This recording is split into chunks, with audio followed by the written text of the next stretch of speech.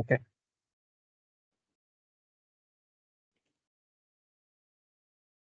So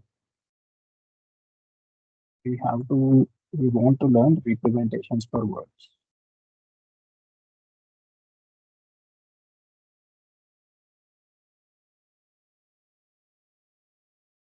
So there are uh, few ways.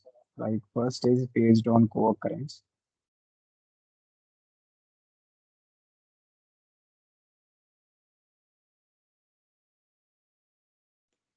And second is based on bag of words.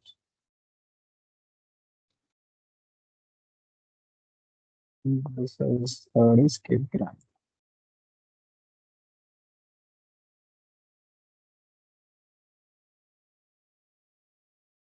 These two are very related, but slightly differs. Um, Fourth is your glow.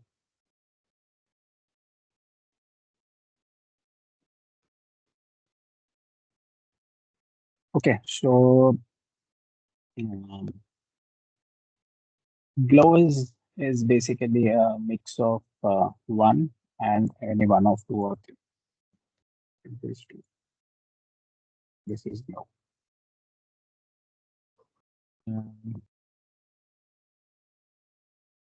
so basically, what happens in this text-based learning is you have a huge corpus, right? Some let's say some some pages of text or some book of text or whatever, or big vocabulary.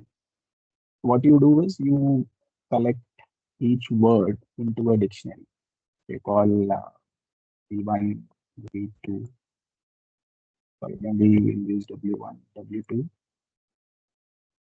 and so on, W. This mod V is the total number of words that we see in any corpus or whatever, something, the data that is given to you. Now we want to learn representations for these words.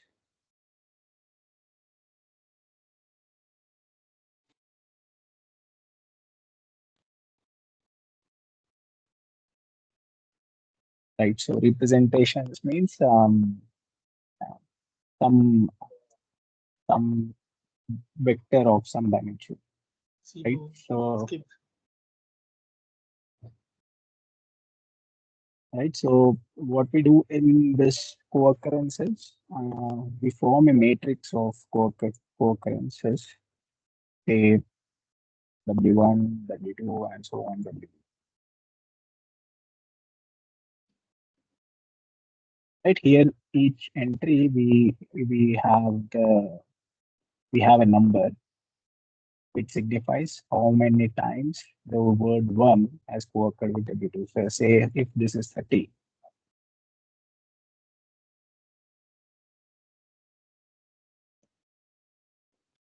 right? If this is 30, what does it mean is a word one and word two have been jointly present in your data 30 times. So that is what this implies. Um, so basically, what do we do out of this not V cross V?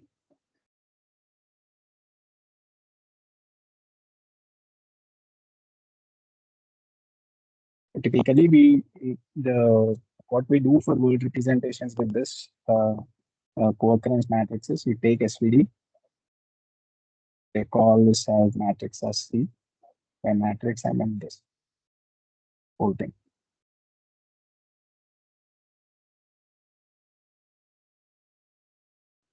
Take SVD of this matrix C, and we get some U sigma V. I mean, not just V, sorry, just taking the SVD of C doesn't make sense. What we typically do is, um,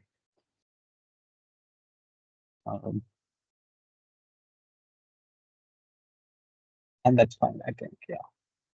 So the representation are what we get here is we want a low dimensional representation. Right? So typically we take SPD and we take some dominant vectors corresponding to that matrix. It's a, they say if you want, if this is 1024 dimension, you can take the vectors corresponding to say d dimensions, which is very, very less than 0.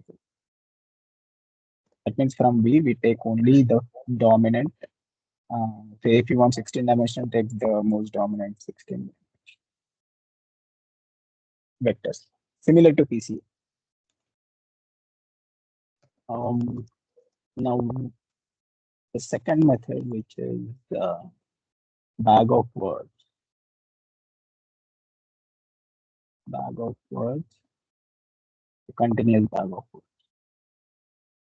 Basically, what it tells is say we have some sentence, right? Sun rises in the east.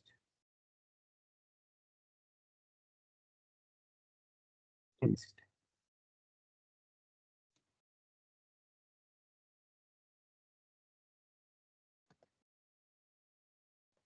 So basically, in bag of words, what do we do is first step is to um, get the dictionary of size B based on your data.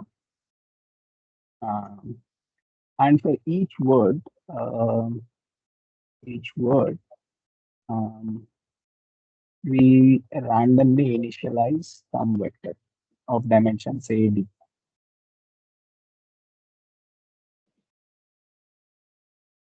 Okay, some vector we initialize, say we initialize some vector Vi and Ui. For each word, we have associated V's and U's. I'll tell you the use of V's and U's. Um, so in bag of words, what we do is, so we have this, say sun rises in. What do we do is, given uh, this three, we want to predict what is the next, right? And what skipgram does is, uh, the main difference between this and this is this.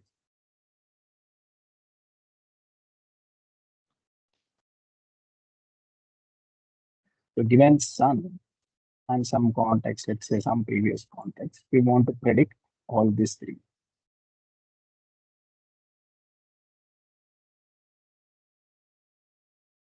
right? So this is the key difference between the skipgram and the continuous bag of words. And the final one that I have said was glow, right? Glow just mixes this placebo and continuous bag of words plus this co-occurrence.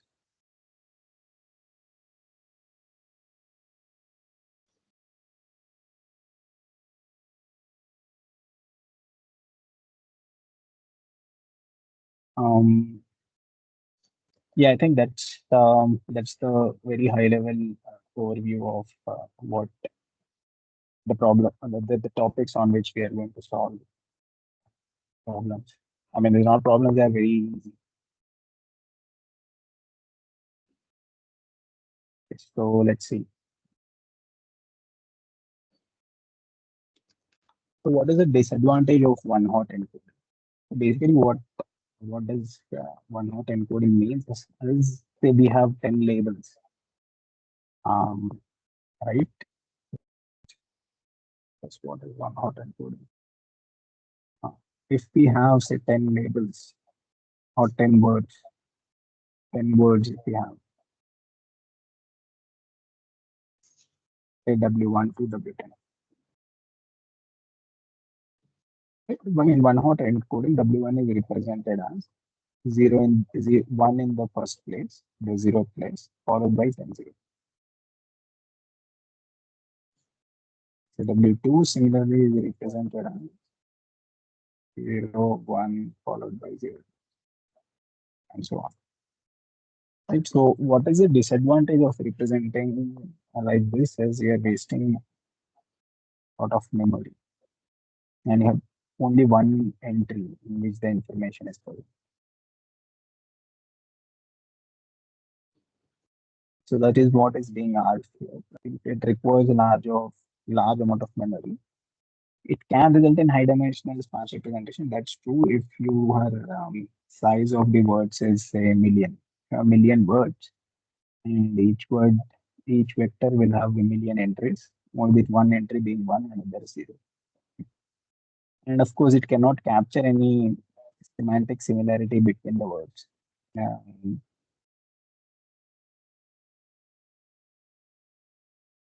right. So all of the above are valid.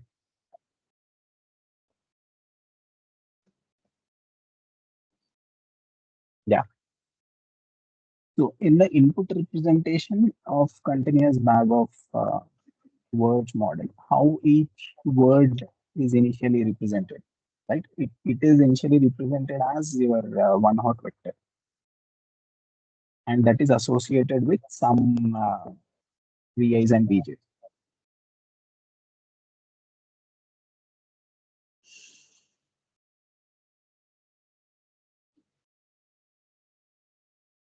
So in any of these things, right? So any of this text-based things, what we have is initially we give a words, so W1 to say WB. We typically um, transform these to one hots. Say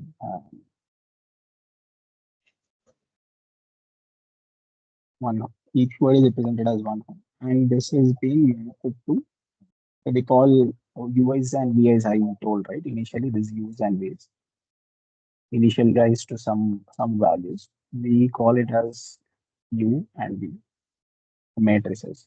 Yes, we just multiply U with this one hot representation of that U that we get the corresponding UIs and V's. That's the first step. And after getting vectors, this is where you train on these vectors.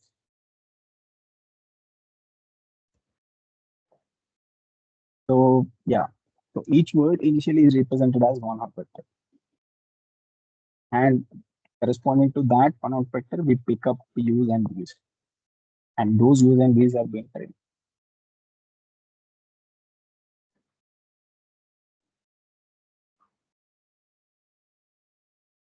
Yeah. So what is the advantage of SIBO model compared to skip compares Bagoford model compared to skipgram model? So in skipgram model, you have to um, predict uh, more than one word. In Bagoford, given the context, you have to predict only one word. It is typically faster to train.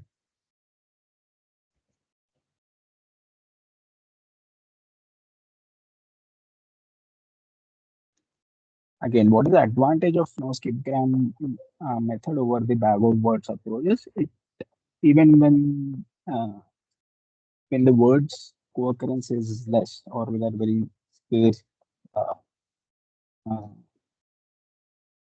I mean the words in the database are very less. So skipgram methods can perform better than the bag of words.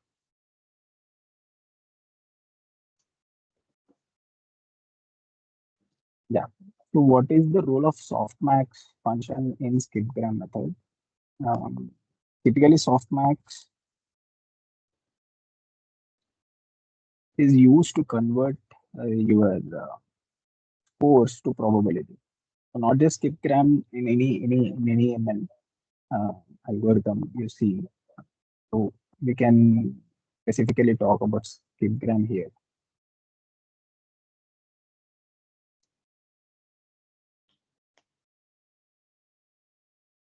So basically, we want to find, given the context, we want to predict which word maybe one is the maybe two. If you can say this is my context. And so given this context, we want to predict, say, what is the next word we see.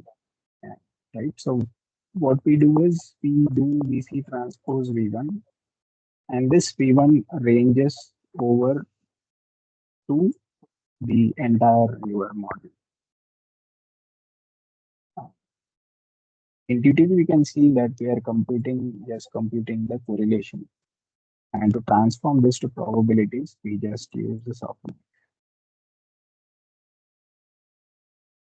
which is this EXP of uh, this entire EXP of this. Not just EXP of this. I mean, each entry you divide by the sum of all this thing, the sum of the entire vector. I call this as sum x, right? EXP of x divided by sum of EXP of x. Now these are probabilities because EXP is positive.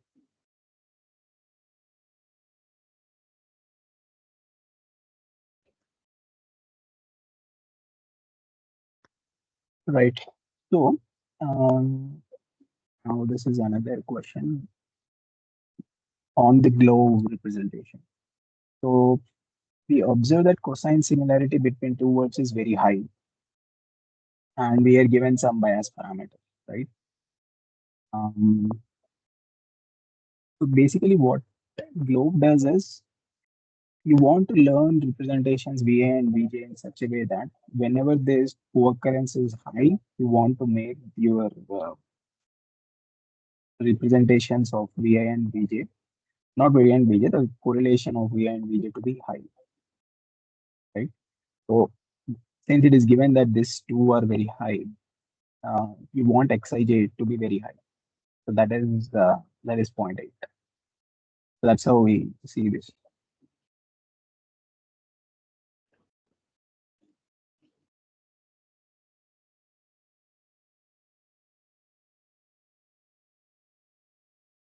Yeah, we add incorrect pairs into our corpus to maximize the probability that occur in the same context and minimize the probability of the words that occur in different contexts.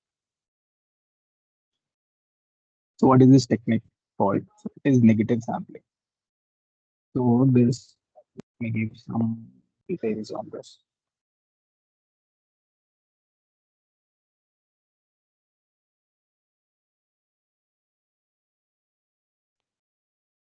Now, as we have just seen, to evaluate the softmax, we need exp of say vi divided by sum of exp of vj.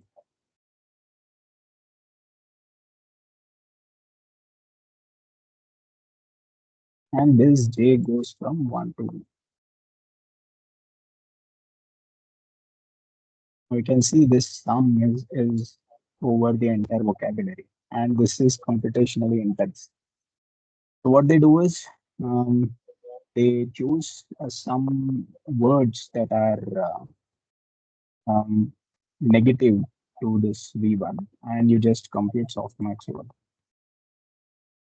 So you don't need to compute the entire over the entire vocabulary, right? So that's the idea of negative sampling. I mean, it is introduced to reduce the computation. That's it. That's the that's the main idea.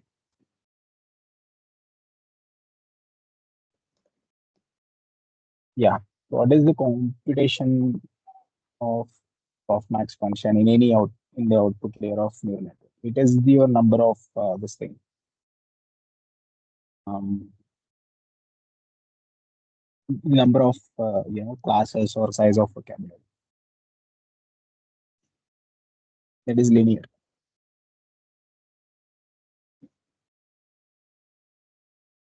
Again, how does hierarchical softmax reduce the computation complexity? So this is another trick to reduce the computation of softmax, where you form a tree and you reduce the computation to log n instead of linear, right? So again, it's a disadvantage because you have to store that tree.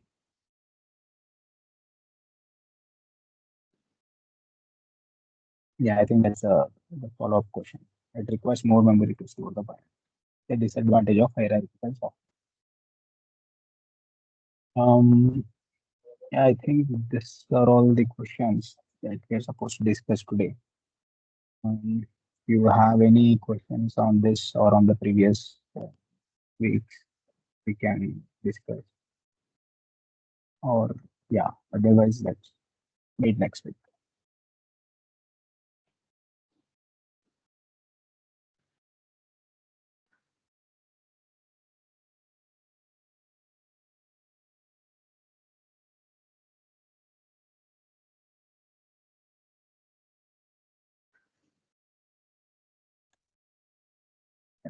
Stop the recording.